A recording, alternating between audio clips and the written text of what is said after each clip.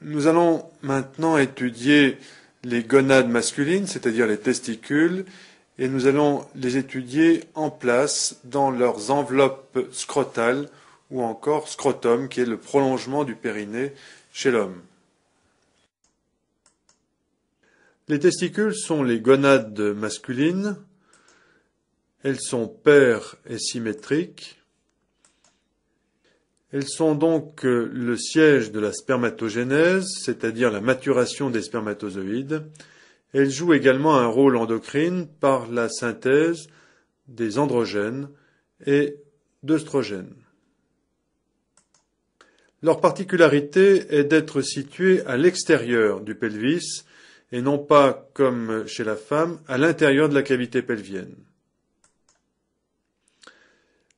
Cette disposition particulière s'explique par le fait que la température idéale de maturation pour la spermatogénèse doit être de 2 degrés environ en dessous de celle de l'abdomen. La disposition scrotale des testicules permet donc en permanence d'avoir une température toujours un peu inférieure à celle du corps. Nous verrons ensuite que les enveloppes du scrotum permettent également de réguler cette température. Enfin, le scrotum devra donc réguler la température à l'extérieur du pelvis tout en maintenant une protection pour les 2 testicules. Voici une coupe frontale du scrotum avec la partie gauche sur la droite du schéma. Ce schéma montre tout d'abord la hauteur de la gonade, 3 cm, sa largeur, 2 cm, et dans l'autre plan de l'espace, en profondeur, la gonade mesure 3 cm également. La gonade masculine a donc une forme ovoïde. Elle pèse 18 grammes. À son pôle supérieur prend place l'épididyme, qui est la structure initiale des voies spermatiques. L'épididyme est solidaire du testicule. Il y a simplement un sillon qui sépare l'épididyme du testicule, qu'on appelle le sillon épididymaire, qui est nettement palpable lors de la palpation du scrotum. Une disparition de ce sillon pourrait faire suspecter une tumeur du testicule ou une pathologie de l'épididyme. L'épididyme se poursuit par le conduit déférent, qui est un canal unique qui va diriger les spermatozoïdes jusque dans la prostate. La forme ovoïde du testicule est attachée à son pôle caudal, aux parois du scrotum. Cette attache, c'est le gubernaculum, c'est-à-dire le reliquat du ligament primitif de l'embryon. La gonade est protégée par une cavité qu'on appelle la cavité vaginale du testicule. C'est une cavité virtuelle qui est représentée en bleu clair sur le schéma, qui dérive de la cavité célomique de l'embryon. Cette enveloppe, cette double enveloppe, ne va pas complètement enfermer le testicule. Et sur le schéma, voyez que seule la face latérale du testicule, son pôle inférieur, sont protégés par la cavité vaginale. Mais la face médiale, celle qui est en rapport avec le testicule contralatéral, ne sera pas protégée par la cavité vaginale. Enfin, ce schéma permet de montrer d'emblée qu'il y a une cloison sagittale dans le scrotum qui partage le scrotum en 2 cavités indépendantes. Cette cloison correspond au raphé médian que l'on voit nettement à la surface de la peau du scrotum. Voici une coupe frontale d'un testicule qui va insister maintenant sur la structure interne de la gonade. Cette structure interne est enfermée dans une coque inextensible qu'on appelle l'albuginée. Ce terme signifie que cette coque est blanc nacré avec une surface parfaitement lisse. C'est une capsule extrêmement solide, épaisse et encore une fois inextensible. Cette albuginée est recouverte en partie par la cavité vaginale que l'on a décrite sur la diapositive précédente. À partir de cette albuginée partent des cloisons radiaires qui se dirigent vers le centre du volume ovoïde du testicule. Ces cloisons sont là pour ordonner une architecture qui paraît a priori un peu anarchique. Cette architecture interne contient une pulpe testiculaire. En fait, cette pulpe est l'enroulement des tubes séminifères sur eux-mêmes. Tous ces tubes séminifères convergent vers le centre de la gonade, dans une zone qu'on appelle le rété testis. À partir de cette zone de convergence partent des tubes droits qui se dirigent vers l'épididyme. Ces tubes droits vont donc quitter le testicule et se poursuivre avec l'épididyme. En réalité, l'épididyme est lui aussi un enroulement d'un canal unique. Ce canal mesure, une fois déplié, plusieurs mètres. Une fois enroulé, l'épididyme représente un volume de 6 cm de long plaqué sur le testicule. À proximité du sillon épididymaire, on retrouve maintenant le île du testicule, c'est-à-dire l'arrivée des vaisseaux artériels testiculaires et le départ des veines testiculaires. Il n'y a pas de circulation de surface. La circulation sanguine du testicule est une circulation terminale. Cette diapositive va présenter maintenant l'ensemble des enveloppes fibreuses qui vont protéger le testicule au sein du scrotum. Ce schéma est un schéma en deux parties. Le haut du schéma correspond en fait à une coupe transversale de la paroi abdominale. Le bas du schéma est une coupe frontale du scrotum. C'est donc un schéma dans sa structure qui est un peu complexe, mais qui est en fait pour vous montrer que chacune des enveloppes du testicule va correspondre à un prolongement d'un des éléments de la paroi abdominale vers le bas.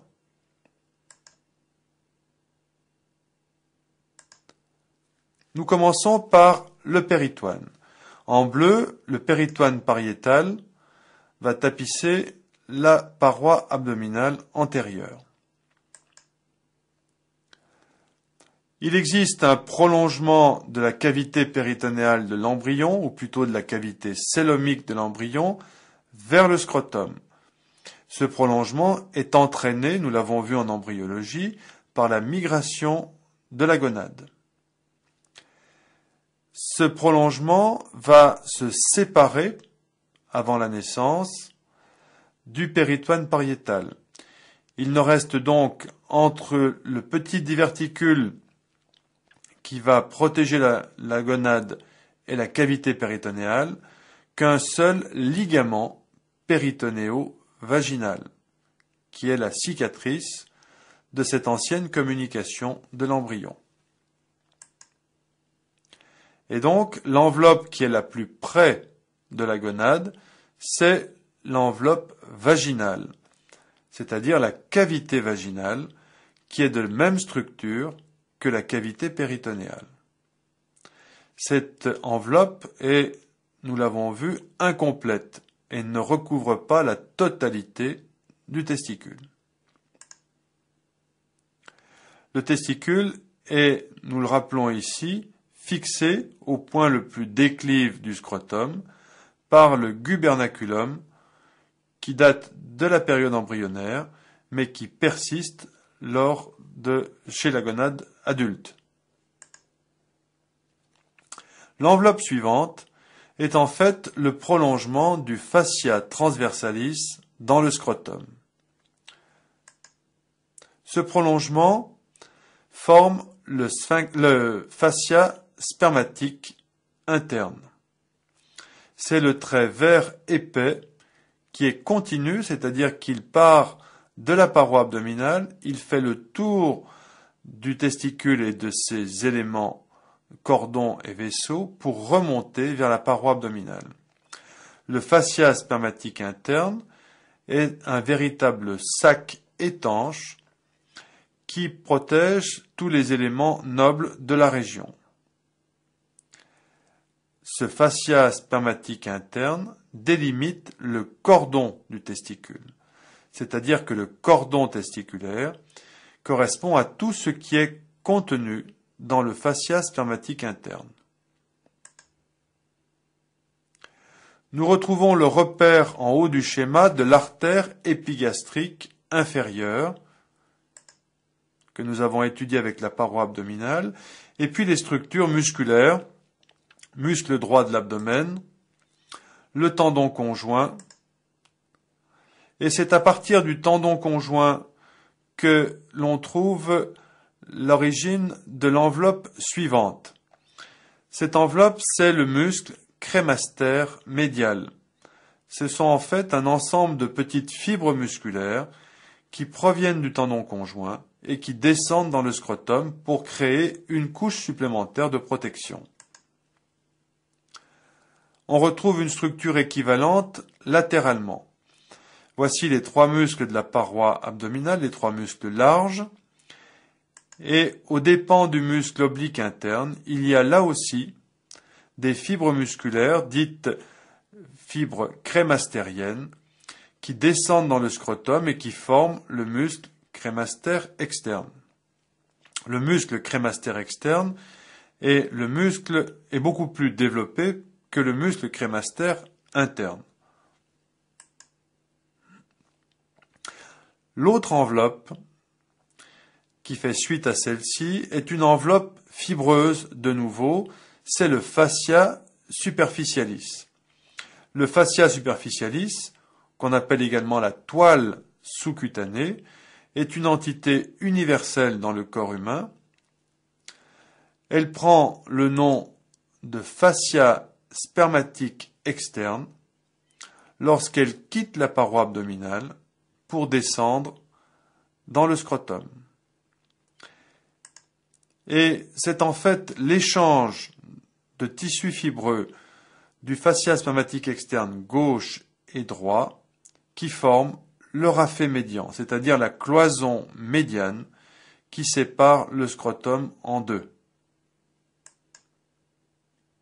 La dernière couche, avant le revêtement cutané, c'est encore une couche musculaire, c'est le muscle d'Arthos. C'est un muscle qui appartient au muscle possier du corps. Ce muscle a pour rôle ici de permettre une régulation thermique de la gonade. C'est un muscle qui est extrêmement vascularisé et qui, par sa simple hypervascularisation, peut apporter de la chaleur à la gonade. Les muscles crémastères sont également là pour protéger la gonade, protéger des traumatismes. Par leur contraction, ils rapprochent la gonade de l'abdomen, mais aussi une protection thermique, puisque, là encore, lorsque les crémastères se contractent, la gonade se rapproche de la cavité abdominale et donc rejoint une cavité avec une chaleur supérieure à celle du scrotum. Voici la présentation de la circulation artérielle du testicule, mais aussi du scrotum. Voici la tête de l'épididyme, le corps et la queue de l'épididyme. On met en place le conduit déférent qui va se prolonger par la queue de l'épididyme. On met en place le gubernaculum qui est donc l'attache caudale de la gonade. Puis maintenant, l'artère qui est destinée à nourrir le testicule, c'est l'artère spermatique. À ses côtés, on représente simplement deux petits segments de veines spermatiques. Les veines ne seront pas détaillées sur ce schéma. elles seront satellites de la circulation artérielle. L'artère spermatique prend le nom également d'artère gonadique. Arrivée au bord supérieur de l'épididyme, elle va se diviser en 3 branches. L'artère spermatique est enfermée dans le fascia spermatique interne, à côté du conduit déférent. Les 3 branches de l'artère spermatique sont d'une part l'artère épididymaire antérieure, qui va en direction de la tête, l'artère épididymaire postérieure en direction de la queue de l'épididyme, et l'artère testiculaire, qui va avoir pour rôle essentiel de perforer l'albuginée au niveau du hile du testicule pour nourrir l'intérieur de la gonade. On voit à ses côtés, à la surface de la gonade, 4 petites terminaisons veineuses qui sortent de la gonade pour former les veines spermatiques. Aux côtés du conduit déférent, enfermé dans le fascia spermatique interne, on retrouve la petite artère déférentielle. C'est une branche de l'artère vésiculo-déférentielle que nous avons déjà étudiée. Cette artère va nourrir le conduit déférent et le suivre jusqu'à son origine, c'est-à-dire jusqu'au niveau de la queue de l'épididyme. La 3e artère du scrotum est l'artère funiculaire. C'est une branche de l'artère épigastrique inférieure. Elle est dite funiculaire parce qu'elle est responsable de l'apport artériel des muscles crémastères. Et nous l'avons vu, ces muscles crémastères sont les muscles ascenseurs ou funiculaires de la gonade, c'est-à-dire les muscles capables de faire remonter la gonade en direction de l'abdomen. Et on appelle donc l'artère des muscles crémastères l'artère funiculaire. Notez que l'artère funiculaire est à l'extérieur du fascia spermatique interne. Il existe au niveau de la queue de l'épididyme un rapprochement de ces 3 artères. Il y a, à l'époque de la vie embryonnaire et chez le jeune enfant, une zone d'anastomose à ce niveau.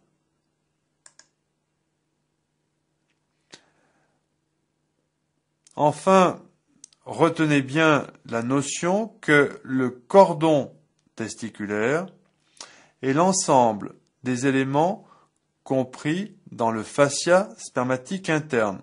Sur ce schéma, nous voyons bien l'ensemble de ces éléments, l'artère spermatique, les veines spermatiques, l'artère déférentielle et le conduit déférent.